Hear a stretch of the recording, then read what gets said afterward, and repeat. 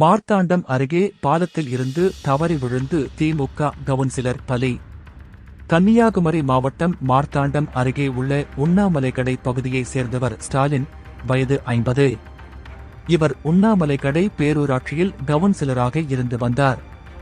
கடந்த 2 வாரங்களுக்கு முன்பு இரவு வேளையில் ஸ்டாலின் தனது வீட்டின் அருகே உள்ள ஒரு சிறிய பாலத்தில் அமர்ந்திருந்தார். அப்போது எதிர்பாராத விதமாக அவர் பாலத்தில் இருந்து 15 அடி பள்ளத்தில் தவறி விழுந்தார். இதில் ஸ்டாலின் படுகாயமடைந்து இரத்த வெள்ளத்தில் உயிருக்கு போராடிக் கொண்டிருந்தார். ஆனால் இரவு நேரம் என்பதால் யாரும் அதை கவனிக்கவில்லை. பின்னர் மறுநாள் காலையில் அந்த வழியாக சென்றவர்கள் பாலத்தின் கீழே உள்ள பள்ளத்தில் ஸ்டாலின் மயங்கி கிடப்பதை பார்த்து அதிர்ச்சி அடைந்தனர். உடனே அவர்கள் ஸ்டாலினை மீட்டு சிகிச்சைக்காக திருவனந்தபுரத்தில் உள்ள ஒரு தனியார் மருத்துவமனையில் சேர்த்தனர். பின்னர் அங்கிருந்து அவர் ஆசாரிப்பள்ளம் அரசு மருத்துவமனைக்கு கொண்டு செல்லப்பட்டார். அங்கு அவருக்கு தீவிர சிகிச்சை அளித்தும் சிகிச்சை பலனின்றி பரிதாபமாக இறந்தார். தொடர்ந்து இதுகுறித்ததான புகாரின் பேரில் மார்த்தாண்டம் போலீசார் வழக்கு பதிவு செய்து விசாரணை நடத்தி வருகின்றனர்.